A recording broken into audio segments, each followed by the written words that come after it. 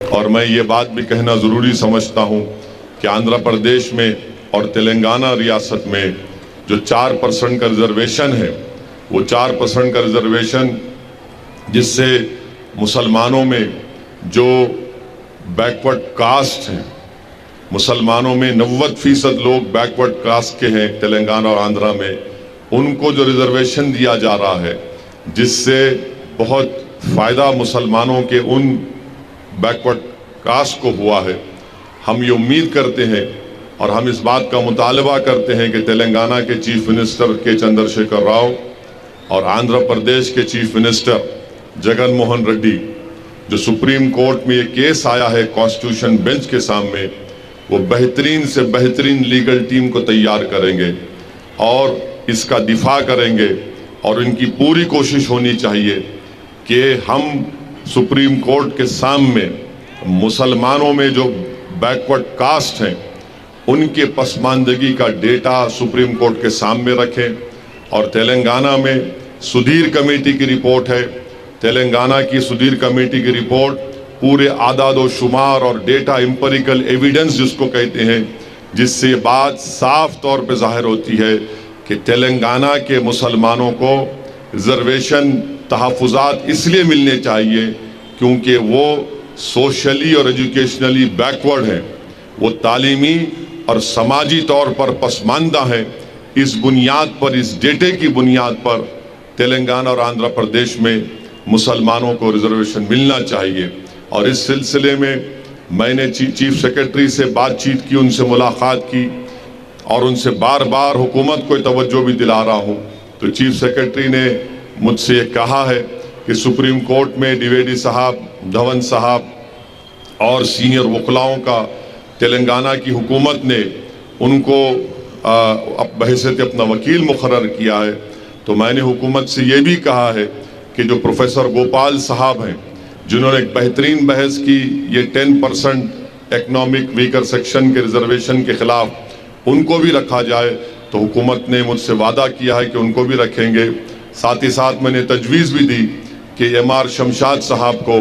اور نظام پاشا صاحب کو اس لیگل ٹیم کا حصہ بنایا جائے، کیونکہ اگر ہم اپنی طاقتور لیگل ٹیم نہیں بنائیں گے تو خدا نخواستہ ایسا نہ ہو کہ ہم یہ 4% تحفظات سے خدا نخواستہ ہم اس کو کھو دیں۔ تو اس لیے بہت ضروری ہے کہ تلنگانہ کی حکومت، تلنگانہ کے چیف منسٹر اور آندھرا کے چیف منسٹر ان ریاست کے جو مسلمانوں میں جو بیکورڈ کلاس ہیں، جن کا ایجوکیشنلی اور سوشلی بیکورڈ ہیں، ان کے لیے پوری کوششیں کرنا ہے۔ ہم بھی حکومت پر دباؤ ڈال رہے ہیں، ہم بھی حکومت سے نمائندگی کر رہے ہیں کہ آپ اس کیس میں بہترین اس کا دفاع کریے اور تلنگانہ کے مسلمانوں میں جو بیکورڈ کاسٹ ہیں ان کو جو 4% تحفظات مل رہا ہے، جس سے ہم دیکھ رہے ہیں کہ گورنمنٹ کے میڈیکل کالج میں، گورنمنٹ کے انجینئرنگ کالج میں، گورنمنٹ کے ڈگری کالج میں، گورنمنٹ کے MA کے کالجز میں، ٹیچرز میں، پولیس کے ریکروٹمنٹ میں، ٹیچرز کے ریکروٹمنٹ میں یہ 4% ریزرویشن کی وجہ سے، تحفظات کی وجہ سے مسلمانوں کا ریپرزنٹیشن بڑھا ہے۔ ہماری لڑائی کیا لڑائی ہے؟ ہماری لڑائی ریپرزنٹیشن کی لڑائی ہے کہ اگر 10 لوگ ہیں تو اس میں ہماری کتنا ریپرزنٹیشن ہے، ہماری کتنی نمائندگی ہے۔ یہ لڑائی مجلس اتحاد المسلمین کی ہے۔ ہم اپنا حصہ چاہتے ہیں،